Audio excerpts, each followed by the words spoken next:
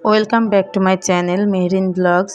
গত শুক্রবারে মুরসালিনের সুন্নতে খাতনা হয়েছিল, আর ওই দিন আমি কি আয়োজন করেছিলাম সেটাই আপনাদের সাথে আজকে শেয়ার করব।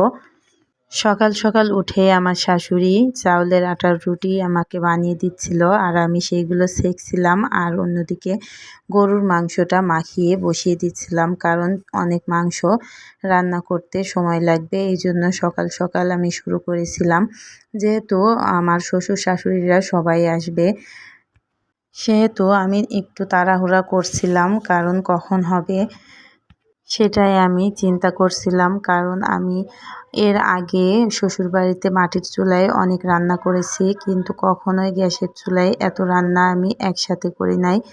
এই জন্য আমার টেনশন হচ্ছিল যে আমি কিভাবে পারবো এত রান্না করতে।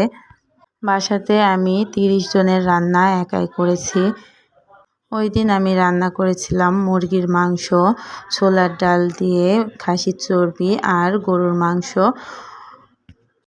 মায়ের বাড়িতে যখন ছিলাম তখন একটা প্লেট ধুয়েও ভাত খাইতে পারতাম না, আর এখন 30 জনের রান্না একাই করতে পারি। মেয়েরা আসলে সব কিছুই পারে। যখন মেয়ে থাকে তখন কিছুই পারে না, যখন বৌমা হয় তখন সব কিছুই পারে, আবার যখন মা হয় তখন আরও সব কিছু পারে, তাই না? মুরসালিনের সুন্নতে খাতনা, এই জন্য আমার অনেকটা টেনশন হচ্ছিল। আমি রান্না করছিলাম কিন্তু মনোযোগ ছিল না, আর পুরোপুরি ভিডিও ফুটেজও তুলতে পারি নাই।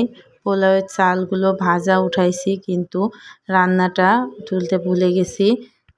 ওই দিন আমি 5 কেজি চাল রান্না করেছিলাম 2টা পাতিলে, আর এদিকে রান্নাবান্না শেষ করে সবাইকে খাইতে দিয়েছিলাম। আমার শ্বশুর শাশুড়িরা যখন খেয়েছে তখন আমি ভিডিওর ফুটেজ তুলি নাই।